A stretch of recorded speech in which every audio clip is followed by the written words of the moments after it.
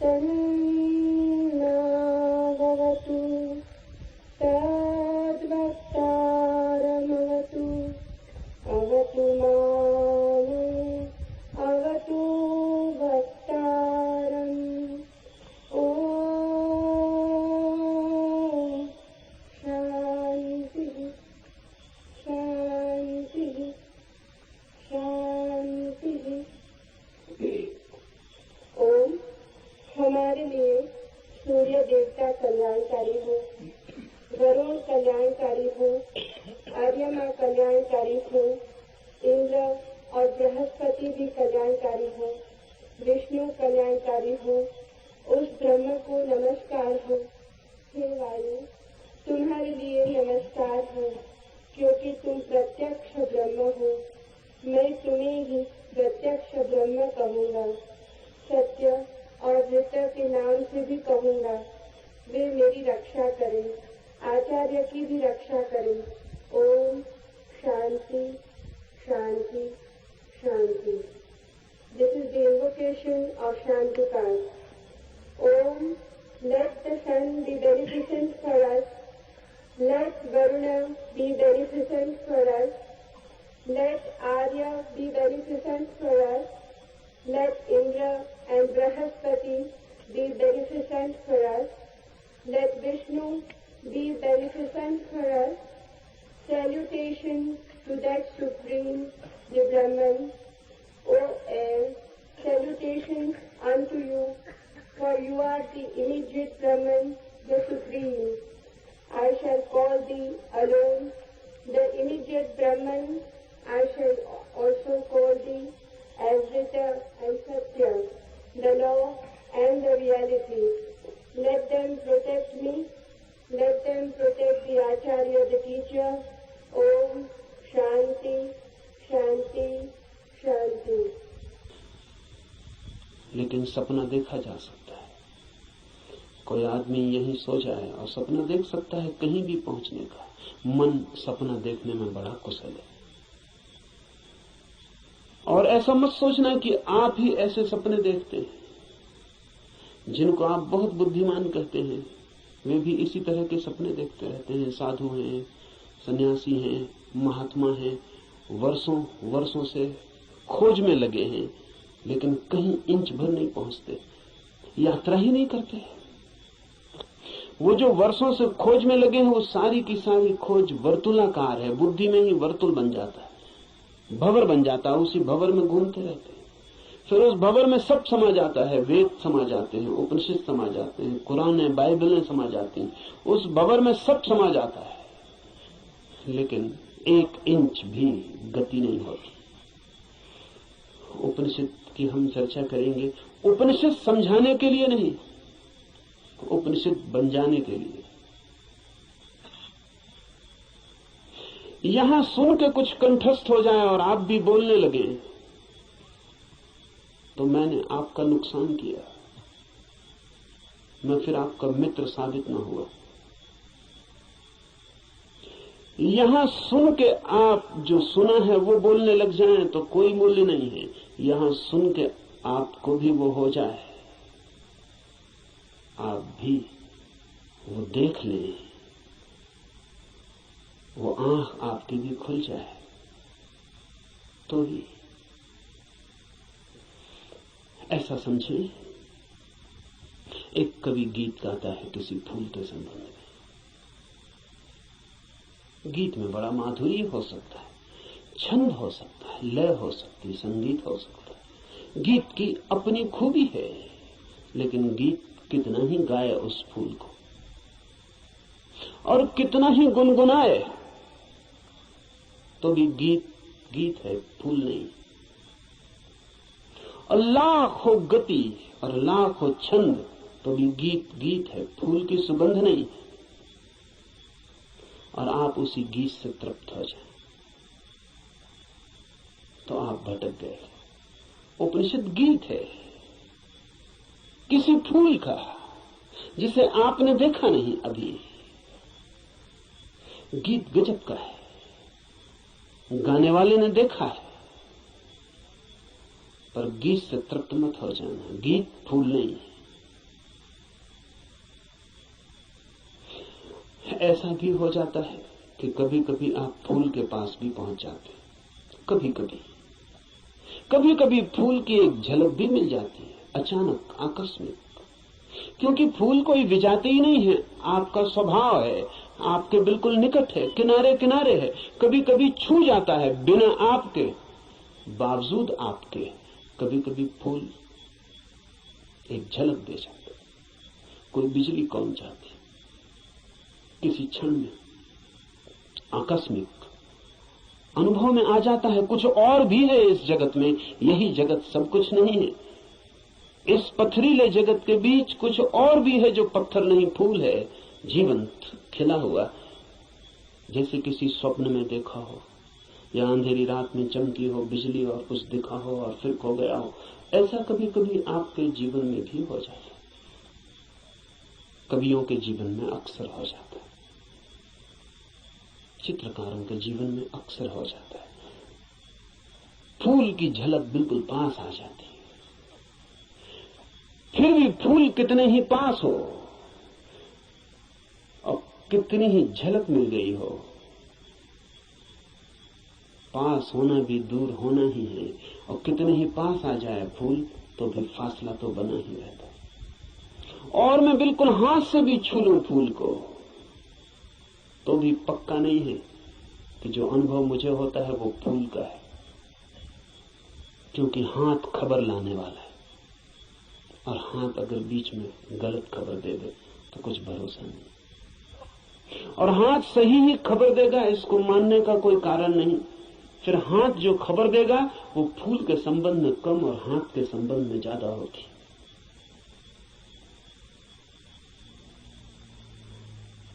फूल ठंडा मालूम पड़ता है, जरूरी नहीं कि फूल ठंडा हो सकता है हाथ गर्म हो, इसलिए फूल ठंडा मालूम पड़ता है।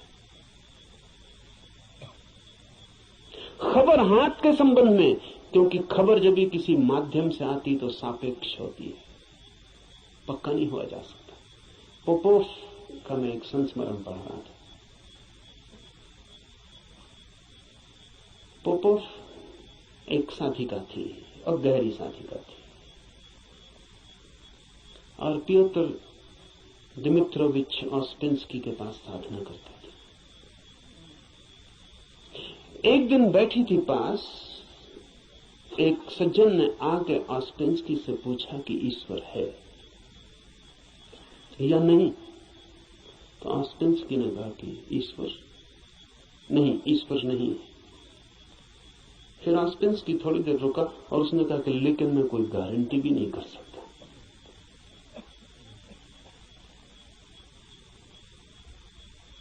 क्योंकि जो भी मैं जानता हूं वो सब माध्यम से जाना गया है। कभी आंख से देखा है लेकिन आंख का भरोसा क्या, कभी कान से सुना है लेकिन कान गलत सुन सकते हैं, कभी हाथ से छुआ है लेकिन हाथ का क्या कहना। अभी तक सीधा नहीं देखा है, अभी तक आमने सामने नहीं हुआ हूं, इसलिए कोई गारंटी भी नहीं। अभी तक जो भी जाना है उसमें मुझे ईश्वर का कोई अनुभव नहीं हुआ, लेकिन जरूरी नहीं कि ईश्वर न हो। इससे सिर्फ मेरी खबर मिलती है कि मेरे अनुभव क्या है, इसलिए मैं कोई गारंटी नहीं कर सकता कि नहीं ही है। इसलिए मुझ पर भरोसा करके मत रुक जाए, खोजना। जब भी माध्यम से कुछ घटता है तो भरोसे का नहीं। अगर फूल के बिल्कुल पास भी पहुंच जाएं तो भी आंख देखती है, हाथ छूते हैं, सुगंध नाक में आती है, ये भी दूरी का अनुभव है। तो कभी कभी कोई कवि उस परम फूल के इतने पास पहुंच जाता है तो उसकी गीत में उतर आती है गूंज उसकी, लेकिन फिर भी बुद्ध नहीं है वो, महावीर नहीं है वो। महावीर कौन है, बुद्ध कौन है? बुद्ध है वो चैतन्य जो फूल ही हो गया। इतनी भी दूरी न रही कि फूल को देखा हो, फूल ही हो गया। फूल होकर ही पूरी तरह जाना जा सकता है क्या है। उपनिषद के ऋषि की बात है, गीत है किसी फूल के संबंध में, उसे गुनगुनाना, मिठास है बड़ी उसमें, स्वाद है उसमें बहुत, लेकिन वो फूल नहीं है, गीत ही है। अगर प्रयास करेंगे तो कभी कभी झलक भी मिलेगी। मेरे पास लोग आते हैं, वो कहते हैं ध्यान में बड़ी झलक मिली, लेकिन फिर खो गई। अनंत प्रकाश हो गया था, फिर खो गया। आनंद ही आनंद हो गया था, लेकिन अब कहां है? अब खोजते हैं और नहीं मिलता। झलक का मतलब है पास पहुंच गए थे, झलक तो खो ही जाएगी। इसलिए ध्यान ज्यादा से ज्यादा झलक ही दे सकता है। उस पर भी मत रुक जाना कि उसी झलक को पकड़ के बार बार खोजते रहना है। ध्यान का तो मूल्य ही इतना है कि झलक मिल जाए, फिर आगे जाना है समाधि में, ताकि आप फूल ही हो जाएं।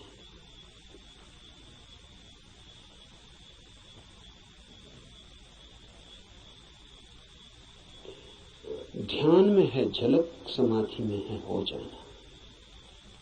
झलकों पे मत रुकना है। झलकें बड़ी प्रीति कर, सारा जगत बासा मालूम पड़ने लगता है। एक झलक ध्यान में मिल जाए उस जीवंत की, फूल की, उस खिलावट की जो भीतर है, तो सारा जगत फीका और व्यर्थ हो जाता है। लेकिन फिर कुछ लोग झलकों को पकड़ लेते हैं और उन्हीं को दोहराने लगते हैं और सोचते हैं सब हो गया। नहीं, जब तक आप ही ना हो जाएं, ईश्वर ही जब तक आप ना हो जाएं, तब तक भरोसा मत करना कि ईश्वर है। हो सकते हैं, क्योंकि है ही। खोलना है जरा, उघाड़ना है जरा। छिपे हैं, मौजूद हैं अभी और यहीं। थोड़े से वस्त्र हैं और बड़े झीने वस्त्र हैं कि चाहें तो अभी उतार कर फेंक दें और नग्न हो जाएं और ईश्वर हो जाएं। लेकिन बड़ी पकड़ है। झीने तो हैं लेकिन पकड़ गहरी। क्यों है ये पकड़ इतनी? ये पकड़ है क्योंकि हम सोचते हैं ये वस्त्र ही हमारा होना है, यही हम है। इसके अलावा हमें कुछ और किसी अस्तित्व का पता नहीं। इस उपनिषद में इशारे होंगे उस अस्तित्व के जो वस्त्रों के पार है। और इस उपनिषद के साथ साथ हम करेंगे ध्यान ताकि मिले झलक, और आशा बांधेंगे समाधि की ताकि हम भी हो जाएं वही जिसे हुए बिना न कोई संतोष है, न कोई शांति है, न कोई सत्य है। उपनिषद शुरू होता है प्रार्थना से। प्रार्थना है समस्त जगत से। सूर्य कल्याणकारी हो, वरुण, अर्यमा, इंद्र और बृहस्पति, विष्णु कल्याणकारी हो, उस ब्रह्म को नमस्कार हो।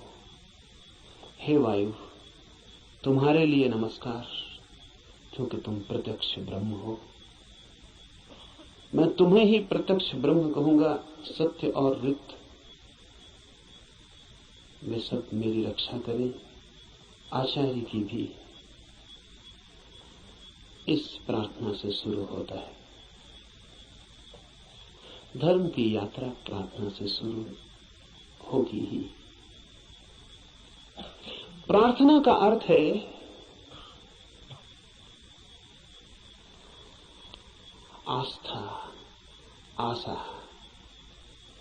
प्रार्थना का अर्थ है इस सारे जगत के साथ हमारे जुड़े हुए होने का भाव। प्रार्थना का अर्थ है मुझ अकेले से क्या होगा। मुझ अकेले से होता तो हो गया होता। मुझ अकेले से तो क्षुद्र भी नहीं सध पाया। चाहा था धन मिल जाए, वो भी नहीं मिला। चाहा था पद मिल जाए, वो भी नहीं मिला। कैसी कैसी चाहें की थी, बड़ी छोटी थी, वे भी पूरी ना हुई। मुझ अकेले से तो संसार भी ना सधा। तो सत्य की ये महायात्रा मुझ अकेले से हो सकेगी? अकेले अकेले तो मैं संसार में भी हार गया हूं, सभी हारे हुए हैं संसार में। जो जीते हुए दिखाई पड़ते हैं वे भी, बस वे दूसरों को जीते हुए दिखाई पड़ते हैं, खुद तो बिल्कुल हारे हुए हैं।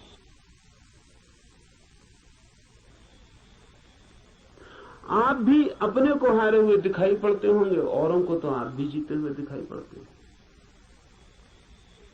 आपसे भी पीछे लोग हैं जो आपको समझते हैं पा लिया आपने, जीत गए संसार में, लेकिन भीतर से अगर हम आदमी को देखें तो एक एक आदमी हारा हुआ है। संसार पराजय की लंबी कथा है, वहां जीत होती ही नहीं, वहां जीत हो ही नहीं सकती, वो संसार का स्वभाव नहीं। वहां हार ही नियति है, किसी की नहीं, किसी व्यक्ति की नहीं, संसार में होने की नियति ही हार है। वहां हारना ही होगा, वहां कोई कभी जीतता नहीं। वहां हम नहीं जीत पाए जहां क्षुद्र था, स्वप्न था, शंकर कहते हैं माया है, वो माया में भी हार गए। सपना था, भ्रम था, वहां भी तो जीत ना पाए। जब भ्रम में भी हार गए, सपने में भी न जीते, तो यथार्थ में, सत्य में अकेले से क्या होगा। प्रार्थना का अर्थ है संसार में पराजित हुए व्यक्ति का यह अनुभव कि जन्मों जन्मों तक चेष्टा करके मैं हार गया, क्षुद्र में तो विराट में मेरी सामर्थ्य। इसलिए प्रार्थना, इसलिए सारे जगत को पुकारा है ऋषि ने कि मुझे साथ देना। सूर्य को पुकारा है, वरुण को पुकारा, ये सब नाम है, प्रतीक है जीवन की समस्त शक्तियों की। सूर्य को पहले पुकारा है क्योंकि सूर्य हमारा जीवन है, उसके बिना हम नहीं होंगे। हमारे भीतर सूर्य ही जीता है, जलता है। उधर सूर्य बुझ जाए, यहां हम बुझ जाए। सूर्य ही हमारा प्राण है, इसलिए पुकारा। कहा वायु को नमस्कार है, विशेष रूप से वायु को नमस्कार कहा है इस प्रार्थना में, क्योंकि तुम प्रत्यक्ष ब्रह्म हो। अजीब सी बात है, थोड़ा सोचे। बड़े मजे की बात है, क्योंकि वायु है बिल्कुल अप्रत्यक्ष और सब चीजें प्रत्यक्ष।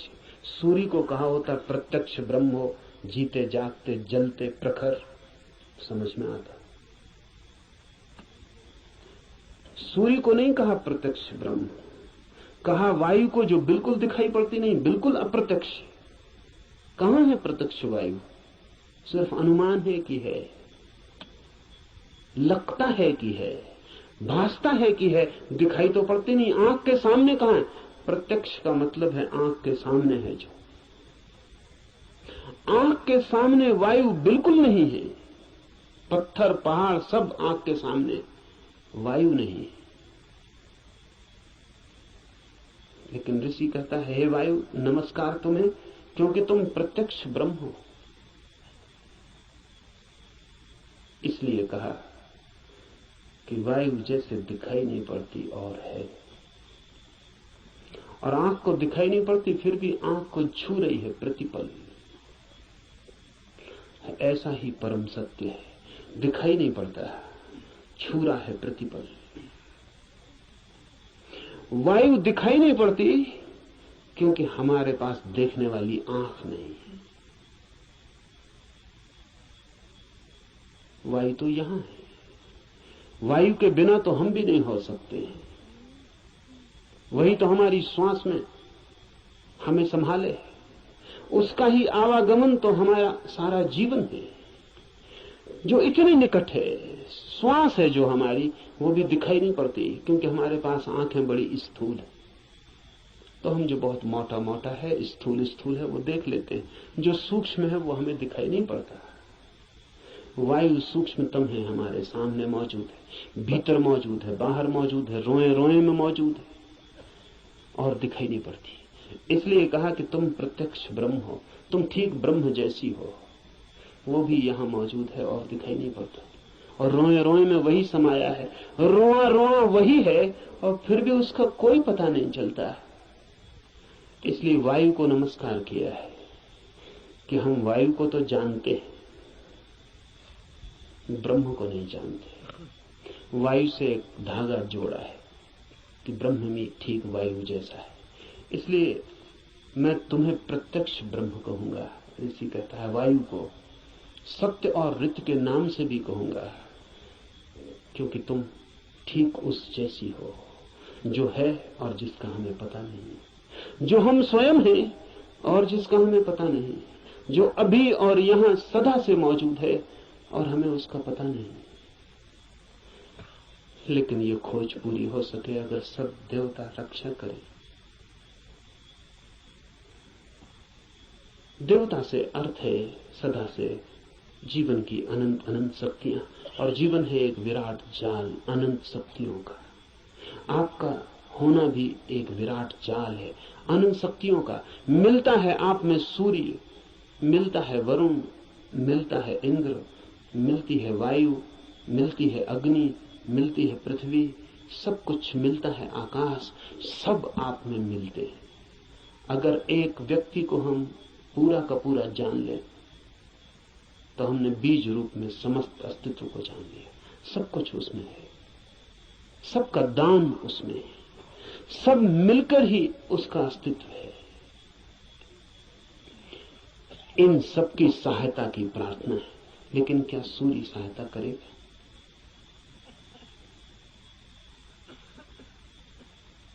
ये सवाल उठता ही है। प्रार्थना भी की तो क्या सूर्य सहायता करेगा? प्रार्थना भी की तो क्या वायु सहायक हो जाएगी? प्रार्थना भी की तो पृथ्वी क्या सहायता करेगी? पृथ्वी की सहायता और सूर्य की सहायता का सवाल नहीं है। आपने प्रार्थना की, यही बड़ी सहायता है। इसे थोड़ा ठीक से समझ लें। कोई सूर्य आके आपको सहायता नहीं करेगा, लेकिन आपने प्रार्थना की, इसका जो परिणाम है वो सूर्य पर नहीं होगा, आप पर होगा। क्योंकि प्रार्थना करने वाला चित्त हो जाता है विनम्र, प्रार्थना करने वाला चित्त हो जाता है असहाय, प्रार्थना करने वाला चित्त स्वीकार कर लेता है इस बात को कि मुझ अकेले से नहीं होगा। प्रार्थना करने वाला चित्त मिटने को तैयार हो जाता है। प्रार्थना करने वाला चित्त अपने अहंकार को, इस भाव को कि मैं कर सकता हूं, छोड़ देता है। इसके परिणाम होते हैं। प्रार्थना का सारा परिणाम आप पर होता है। प्रार्थना से सूर्य नहीं बदलता, आप बदलते हैं। प्रार्थना से जगत नहीं बदलता, आप बदलते हैं। लेकिन आपके बदलते ही दूसरे जगत में आपका प्रवेश हो जाता है। प्रार्थना आमतौर से जब आप करते हैं तो यही सोचते हैं कि कोई कुछ करेगा, इसलिए प्रार्थना कर रहे हैं। न, प्रार्थना है एक उपाय, एक डिवाइस। हाथ तो आप जोड़ते हैं किसी और के सामने, लेकिन जो परिणाम होता है वो होता है भीतर, जिसने हाथ जोड़े हैं उस पर। इसलिए बड़ी कठिनाई होती है अगर आप वैज्ञानिक के सामने कहें कि हे सूर्य सहायता कर, तो वो कहेगा मूढ़ता की बात है। क्या सूर्य तुम्हारी सहायता करेगा? कब किसकी सहायता की? कि हे इंद्र वर्षा कर, पागल हो गए हो? प्रार्थनाओं से कहीं वर्षाएं हो गई? वैज्ञानिक ठीक कहता है, न तो सूर्य आपकी सुनेगा, न बादल आपकी सुनेगी, न हवा आपकी सुनेगी, कोई आपकी नहीं सुनेगा। लेकिन आपने पुकारा, ये आपको बदल जाएगा। आपने कितने जोर से पुकारा, उतनी गहरी हूक आपके भीतर प्रवेश हो जाएगी। अगर आपके पूरे प्राण पुकार उठे तो आप दूसरे ही आदमी हो जाएंगे। इसलिए है प्रार्थना।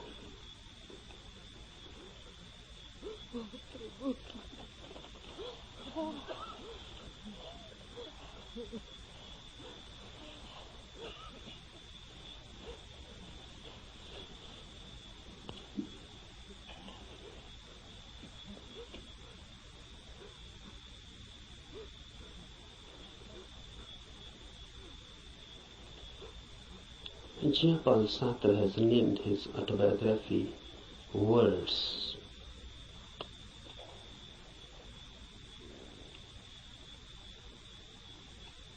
This questioning of his autobiography as words is significant, deeply significant. Really, everybody's biography is just words and nothing else. Because what is your mind? Words and words and words. If you analyze the mind, then what you are? Just words. A long sequence, a long procession of words.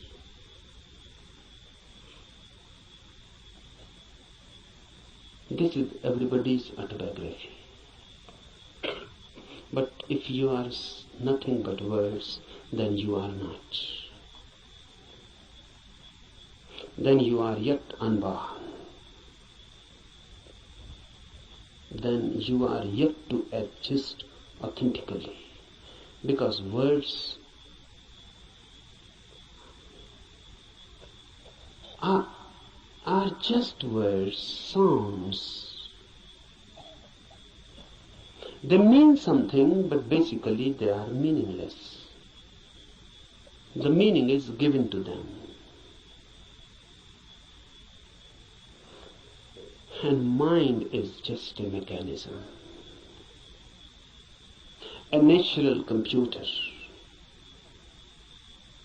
It goes on feeding on words, then creating more words out of them. Then you go on associating those words. You go on creating principles, philosophies, systems. And ultimately where you are.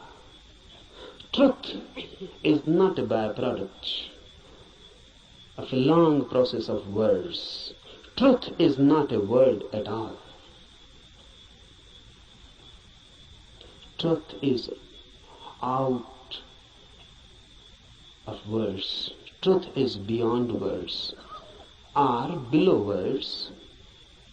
Truth is experience, not words.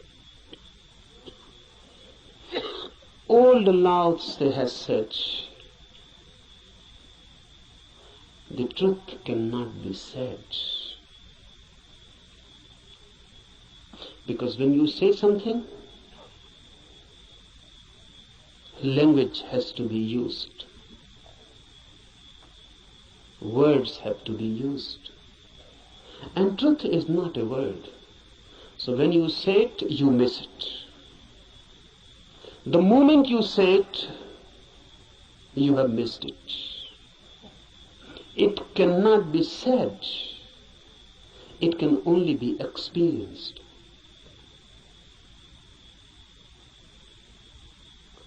It can only be lived. Unless you live it, you cannot know it. But we know. That's the problem. Rather, we know too much. We know more than enough. What's our knowledge? Words accumulated. You can accumulate them logically, rationally. You can create and edifice a beautiful system. Just as you can make a house with playing cards, but you cannot live in it.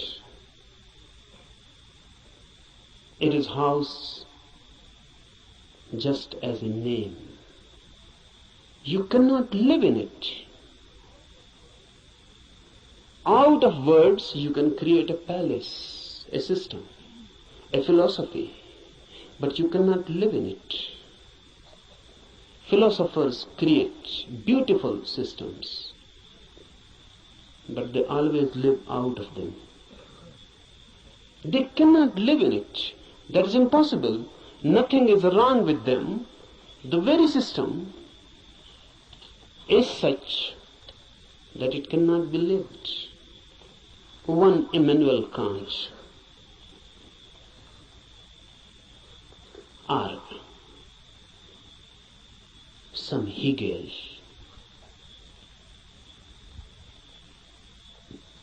They create out of words principles, hypotheses. They go on explaining the whole universe, but they themselves remain unexplained. They can explain the whole cosmos. They can say how the world was created. They can say what is the destiny. And look in them, dig deep, and you find a very miserable man, just as unhappy as anyone, as in hell as anyone.